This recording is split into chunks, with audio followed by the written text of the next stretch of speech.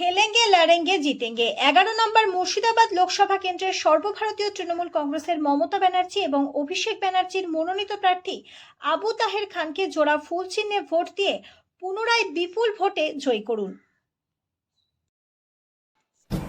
আজ জেলা পরিষদের অডিটোরিয়াম হলে পাক নির্বাচনী প্রস্তুতি কর্মী সভা হয়ে গেল। ওই সভায় উপস্থিত ছিলেন রাজ্যের গুরুত্বপূর্ণ মন্ত্রী ফিরহাদ হাকিম, দুই প্রার্থী যথাক্রমে খলিলুর রহমান এবং আবু তাহের খান, মন্ত্রী আখরুজ্জামান থেকে শুরু করে বহরমপুর মুর্শিদাবাদ সাংগঠনিক সভাপতি অপূর্ব সরকার, প্রাক্তন সভানেত্রী শাওনী সিংহ রায়, জেলা পরিষদের সভানেত্রী থেকে শুরু করে প্রাক্তন এমপি মাইনুল হাসান এবং দুজন এমএলএ অন্য কাজে ব্যস্ত থাকায় তারা আসতে পারেনি। এছাড়া সকল এমএলএগণ আজকের এই অনুষ্ঠানে উপস্থিত ছিলেন। সেখানে ফিরহাদ হাকিম প্রেসকে বলেন, আমাদের নেত্রীর নাম মমতা ব্যানার্জি, তিনি অসুস্থ, তাই বলে বিরোধী মনে করবেন না যে তিনি বাড়িতে বসে থাকবেন। তিনি ঝড়ের গতিতে প্রচারে আসছেন। একমাত্র ভারতবর্ষের একটি নেত্রী যিনি লড়াই করে এনআরসি আটকেছেন, ঠিক সেই রকম লড়াই করেও সিএএ আটকাবে। বহরমপুরের প্রার্থী বহিরাগত নাকি সেই নিয়ে অধীরবাবুর এত মাথা ব্যথা কেন? কারণ তিনি ভয় পেয়ে গেছেন। বিশ্বজয়ী ক্রিকেটার আজ বহরমপুরের প্রার্থী হয়েছে। সর্বভারতীয় ক্ষেত্রে একটা সুনামযোগ্য প্রার্থীটির নাম হচ্ছে ইউসুফ পাঠান। তাকে দেখে অধীরবাবু ভয় পেয়ে এই ধরনের মন্তব্য করছেন। আর অধীরবাবু তিনি তো বিজেপির হয়ে কাজ করেন। বিজেপি যা বলবে অধীরবাবু রাত্রে সেই কথাই বলবে। কারণ পশ্চিমবঙ্গের মানুষকে ছোট করছে এই বিজেপি। আমাদের এখানে 7 দফায় ভোট দিচ্ছে। অন্য রাজ্যগুলোতে দেখুন কি হচ্ছে, আমরা ভয় পাই না। 7 দফায় ভোট হলে কি, 1 দফায় ভোট হলেই কি।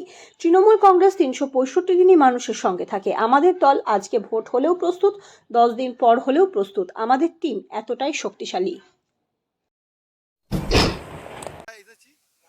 জেলা পরিষদের যে অডিটোরিয়াম হল, এখানে আমরা মন্ত্রী মশাই শুনলাম, যেটা মন্ত্রী মশাই বললেন যে আমাদের জিতাটা সময়ের অপেক্ষা। আমাদের দ্বন্দ্বটা হচ্ছে কে কত ভোটে লিড দিবে, সেরকম লড়াই চলছে, কে কত ভোট লিড দিবে।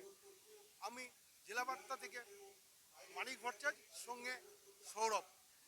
প্রচার করছি এটা তো কথা নয়। আমরা শীত গ্রীষ্ম বর্ষা আমাদের কর্মীরা সবসময় আমাদের ভরসা। সেই রকম আমরা সবসময় মানুষের সঙ্গে থাকি, মানুষের সঙ্গে আছি, এখনো আমরা কাজ করে চলেছি। আজ পর্যন্ত তো আমরা নির্বাচনের কাজে আনতেই পারলাম না। সমস্ত একটার পর একটা ইনোগ্রেশন এটা নিয়েই থাকলাম। রাস্তা করছি, কোথাও ক্যালভার্ট করছি, কোথাও ব্রিজ করছি, কোথাও কোথাও পানীয় জলের ব্যবস্থা, হ্যান্ডিক্যাপদের গাড়ি প্রদান, অ্যাম্বুলেন্স প্রদান, বিভিন্ন উন্নয়নমূলক কাজ নিয়েই ব্যস্ত আছি। আজকে শেষ করলাম, কাল থেকে আবার নির্বাচনী প্রচারে ঝাঁপাবো। মোটামুটি একটা সবটাই হয়ে গেছে। আমার নির্বাচনী যে তহবিল ছিল সবটাই কাজ শেষ হয়ে গেছে। এমপি তহবিলের কাজ, হ্যাঁ একদম 100% টাকা আমরা খরচ করে ফেলেছি। সেই টাকার কাজ শুরু হয়ে গেছে, ওয়ার্ক অর্ডার হয়ে গেছে। সুতরাং আমরা ফিতেও কেটে দিয়েছি প্রত্যেকটা কাজের, আমরা উদ্বোধনও করে দিয়েছি। এবার নির্বাচনী প্রচারে নামবো। কেউ হয় না। আজকে আমরা জঙ্গিপুর লোকসভা কেন্দ্রে বুথ স্তরের সমস্ত কর্মী, বুথ সভাপতি, 30 স্তর পঞ্চায়েতের প্রতিদ্বন্দ্বী প্রার্থী, অঞ্চল সভাপতি সকলকে নিয়ে আজকে নির্বাচনী একটা কলাকৌশল তৈরি করলাম। তাতে কর্মীদের যে মনোবল, তাতে যেটা মনে হলো, গতবার আমরা 2.5 লক্ষ ভোটের ব্যবধানে জিতেছিলাম জঙ্গিপুর লোকসভা থেকে। এবার সেই ব্যবধানটা তার ডবল, 5 লক্ষের অধিক ভোটে আমরা আমাদের প্রার্থীকে জয়লাভ করাতে পারবো বলে কর্মীরা খুব আত্মবিশ্বাসী। তার কারণ আমাদের একদিকে পুঁজি হচ্ছে মমতা ব্যানার্জি উন্নয়ন, অপরদিকে আমাদের প্রার্থীর স্বচ্ছ ভাবমূর্তি। এই দুটোকে সামনে রেখে বুথ ভিত্তিক, বুথে বুথে আমাদের সংগঠন খুব মজবুত এবং শক্তিশালী। সংগঠনের উপর ভরসা করে আমরা খুব আশাবাদী যে আমরা রাজ্যের মধ্যে হায়েস্ট লিডে জঙ্গিপুর লোকসভা থেকে আমাদের প্রিয় প্রার্থীকে, তৃণমূল কংগ্রেসের মনোনীত খলিলুর রহমানকে নির্বাচিত করতে পারবো বলে কর্মীদের প্রতি আমাদের বিশ্বাস আছে। ওয়েস্ট বেঙ্গল হাইস্ট লিডে আমাদের জঙ্গিপুর লোকসভার প্রিয় প্রার্থী জিতবে।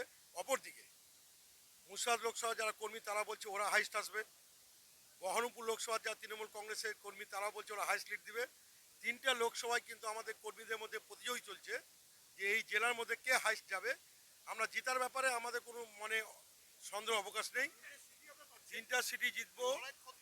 কে কত মার্জিন, জঙ্গিপুরের কর্মীজন বলছে আমরা হাইস্ট লিড দেবো, মুর্শিদাবাদের কর্মীরা বলছে তারা নাকি আমাদের হাইস্টকে ছাড়িয়ে যাবে, বহরমপুরের তৃণমূল কর্মীরা বলছে তারা হাইস্ট লিড দেবে। এখন কার লিডটা বেশি হয় সেটা দেখার। জয়ের ব্যাপারে আমরা কোনো ব্যাপারে আমাদের ডাউট নেই। আমাদের লিডের ব্যাপারে কে কাকে ওভারটেক করবে শুধু সময়ের অপেক্ষা। আমি 100% আশাবাদী।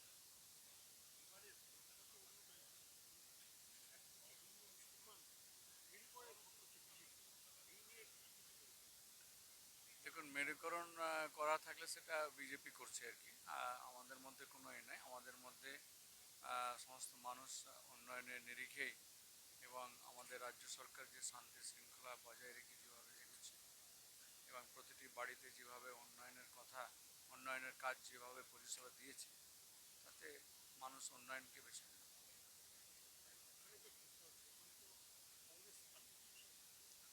এখনো দেখুন জঙ্গিপুরে না কংগ্রেস থেকে না বিজেপি থেকে এখনো কোনো প্রার্থী বা সিপিএম থেকে এখনো কিছু দেয়নি বা প্রকাশ করেনি। শুধুমাত্র তৃণমূল কংগ্রেসই প্রার্থীর নাম ঘোষণা করেছে।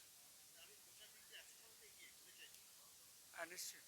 আমার পাশে আমাদের মন্ত্রী সাহেব রয়েছেন, আমাদেরই আর কি। তিনি রঘুনাথগঞ্জ বিধানসভা থেকে বিধায়ক। তিনি তিনার কাছ থেকে জানতে পারবেন এবং তিনি পুরো জঙ্গিপুর লোকসভাটাকে ভালোভাবে তিনি নজরে রেখেছেন এবং তিনার পরামর্শ নিয়ে আমরা এগোচ্ছি আর কি। নিশ্চিতভাবে জঙ্গিপুর লোকসভা ভালো ফল করবে। শোনেন, একটা কথা বলি, ইউপির এত বড় স্টেটে 7 দফা নির্বাচন, বিহারে 7 দফা নির্বাচন, বাংলায় দরকার ছিল না। এত সেন্ট্রাল ফোর্স দিয়েও বিজেপির এত ভয় কেন যে 7 দফা নির্বাচন করবে? বাংলায় আইন শৃঙ্খলা ঠিক আছে, বাংলায় মানুষ একসাথে আছে। এই আজ থেকে ধরলে 2.5 মাস ধরে নির্বাচন, অর্থাৎ আমাদের কাজকর্ম, প্রোগ্রেস সব কিছু লাটে উঠে গেল। এইটা করার কারণ কি? এটা আমরা তীব্র ভাষায় প্রতিবাদ করি, কিন্তু নির্বাচন কমিশন নির্ভণ্ড ঘটনা করেছে। আমরা লড়াইয়ের জন্য প্রস্তুত আছি। 1 দফা নির্বাচন হলেও লড়বো, 2 দফা হলেও লড়বো, 3 দফা হলেও লড়বো, 7 দফা হলেও লড়বো। লড়াইয়ে আমরা পিছিয়ে যাই না, তার কারণ আমরা সারা বছরের হোমওয়ার্ক করে রেখেছি। তাই পরীক্ষার সময় আমাদের প্রাণ দূর দূর করে না, যাদের করে তারা লাপালাপি করছে। আপনার কি আছে? আপনাদের প্রার্থী ইউপিতে থাকেন, আপনাদের নেতৃত্ব যারা ইউপিতে রায়বেরেলি বা আমেথিতে করেন থাকেন, রাহুল গান্ধীজি তিনি তো কেরালে প্রার্থী হয়েছেন। মনমোহন সিং কোথায় থাকেন? দিল্লিতে থাকেন। কোথায় প্রার্থী, মানে রাজ্যসভায় কোথায় হয়েছে? আসামে হয়েছে। সুতরাং লোকসভা নির্বাচনে এখন অধীর চৌধুরী সাহেব ভয় পাচ্ছে, যেহেতু একটা অল ইন্ডিয়া ফিগার তার বিরুদ্ধে এসছে এবং বহরমপুরের মানুষ শিওরলি এবার আর অধীর চৌধুরীকে দেখবে না। তার কারণ বিধানসভায় তার প্রমাণ হয়ে গেছে। সেই জন্য অধীর চৌধুরী को डर क्यों आता है, इसलिए